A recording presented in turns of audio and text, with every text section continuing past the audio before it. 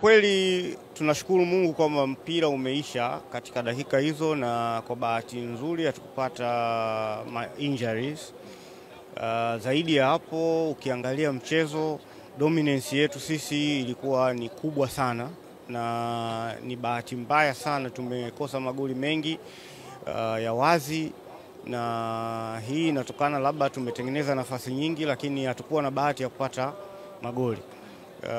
Naamini kabisa mwalimu na benchi la ufundi watakuwa na nafasi ya kuweza kufanyia kazi mapungufu yaliyojitokeza leo. Hii timu tuna uwezo wa kuifunga nyumbani.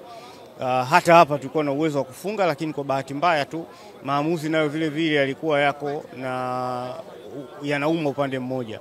Lakini kwenye michezo hii kiafrika tunakubaliana na hilo, na tunawasubiri waje nyumbani na sisi tuje kucheza nao, tuone na sisi tutautumiaje uwanja wetu wa nyumbani.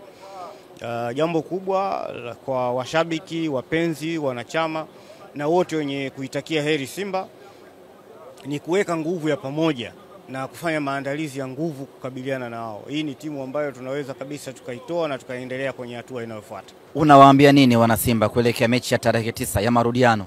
Kila mmoja awe tayari kuhakikisha kwamba anapambana kwa ajili ya Simba kuingia katika hatua inayofuata.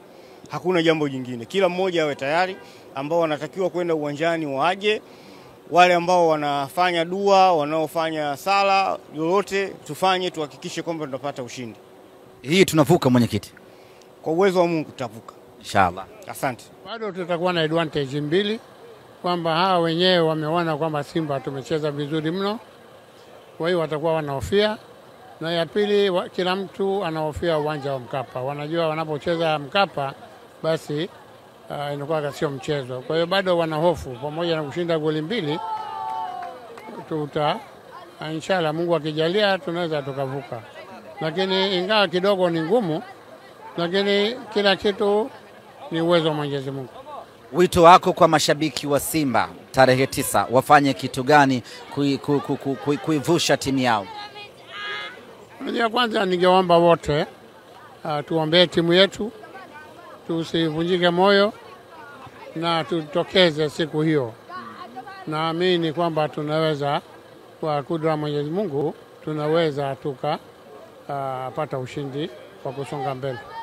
Asante sana.